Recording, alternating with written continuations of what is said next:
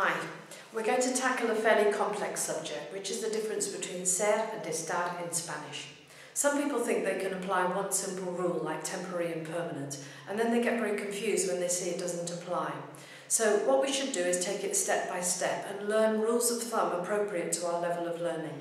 For example, when we start learning, the best rule of thumb I've found is to describe estar as referring to where and how. Those are our two key words. And similarly, the verb ser applies to who, what, and when. If you keep those key words in mind, they'll stand you in very good stead for quite a lot of your learning. For example, where, we would say, ¿Dónde estás? Where are you? Estoy en España. I am in Spain. ¿Cómo estás? How are you? Estoy bien. All of that is estar. Where, how. Ser can refer to who, what, when. They're key words for ser. For example, soy Jane, that's a form of ser, as for who. Eres mi amigo, you are my friend, that's who you are. Es un libro, that's what it is, the verb ser. And hoy es miércoles. Expressions of time usually also use the verb ser. So where, how for estar, who, what, when, ser.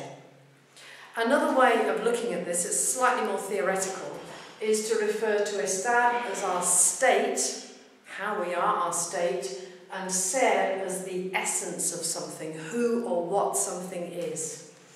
I thought I'd take the bull by the horns and take some expressions that we do learn early on and can confuse us, but if we think of them in terms of state and essence, it might help us to understand. For example, married. Estoy casada, I've used the feminine forms here. Estoy casada, I'm married, I'm in a marital state or status. Estoy divorciada, I'm divorced. Another idea would be estoy jubilada, I'm retired, that's the state. Status or state from estar. Doesn't quite fit the bill, but maybe it will help us to understand a little bit. Muerto and vivo, alive and dead. Está muerto, está vivo. It doesn't really explain, it's not really explained with how somebody is, obviously. But if you just remember, it's on this side of the board under estar, and it's one of those things that we use in that way with estar. I told you that some of the explanations weren't simple. Essence, who I am. The word soltero or soltera, meaning a single person, is a noun. It's not an adjective, it's a noun. So, soy soltera would be I am a single person, that's who I am. Soy viuda, I am a widow, that's who I am. Soy profesora, that's my job, also with ser. Or describing a person's character. For example, es simpático, he's nice. Es alto, he's tall, physical appearance. This is all who or essence. This is all how or state. Difficult, as I've said, to apply, but that's the idea. Finally, and this is more complicated really as we're continuing our learning, sometimes we apply estar and sometimes we apply ser to particular grammatical constructions. For example, the present continuous tense, the present action tense, uses the verb estar always.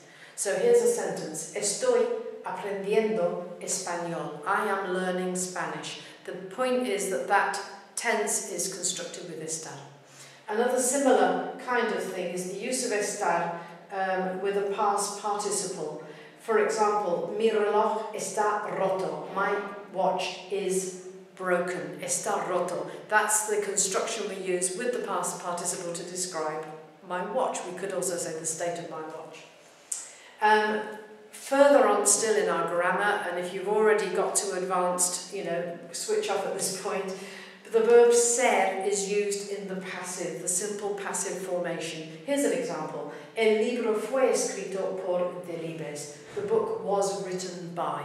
Okay, so different stages of understanding. But if all that's too confusing, stick to these key words for now and they will help you quite a long way.